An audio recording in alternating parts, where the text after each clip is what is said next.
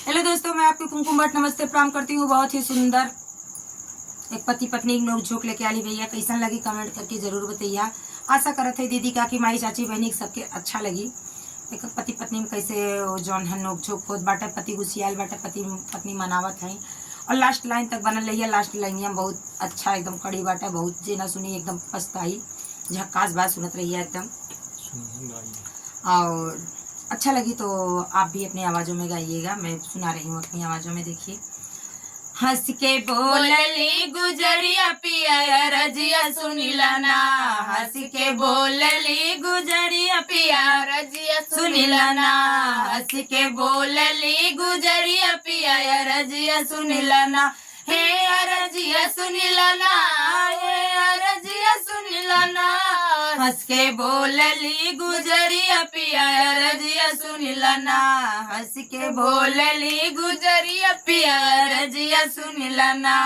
लोटवा में पानिया हाथ में दतुइनिया, लोटवा में पनिया हाथ में दतुइनिया, मुहवा धोइला बालमा, मुहवा धोइला बालमा, चल के मारिला करैया, मुहवा धोइला बालमा, चल के मारिला करैया, मुहवा धोइला बालमा, धोइला बालमा, हो धोइला बालमा, धोइला बालमा, हो धोइला बालमा, चल के मारिला करैया, मुहवा धोइला बालमा, चल के मारिला करैया, मुहवा धोइला बालमा, हंस के बोलली गुजरिया पिया रजिया सुनिला ना, हंस के बोलली गुजरिया पिया रजिया सुनिला ना, हे रजिया सुनिला ना, ओ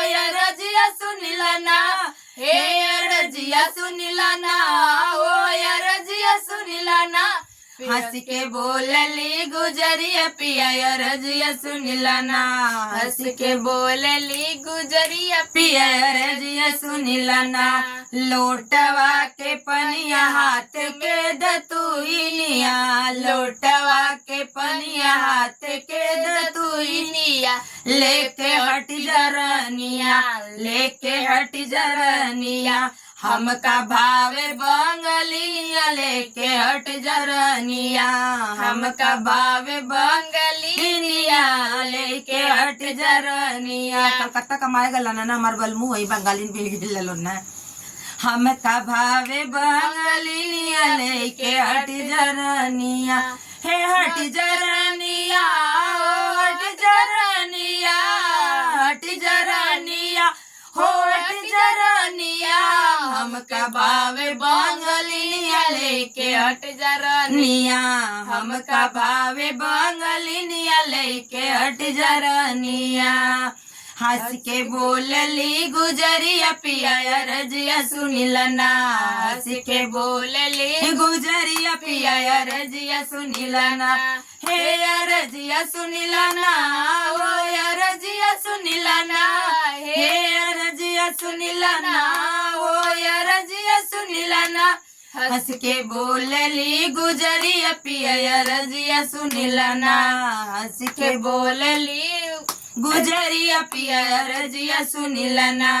गोरी मोरी सुरतिया तिरछी नजरिया, गोरी मोर सुरतिया वो तिरछी नजरिया, तिरछी नजरिया वो तिरछी नजरिया, तिरछी नजरिया वो तिरछी नजरिया, का कमी बर जाऊ, का कमी बर जाऊ, तो के भावे बंगलिनिया, का कमी बर जाऊ, तो के भावे बंगलिनिया, का कमी बर जाऊ। पूछत बटी भैया हमरे का कमी बा? ये गाना इस पे शूट करता है मोती मोरल सरे बंगलिनिया, मम्मी के लिए शूट करते हैं। का कमी बर जाऊ, का कमी बर जाऊ, तो के भावे बंगलिनिया, का कमी बर जाऊ, है का कमी बर जाऊ, का कमी बर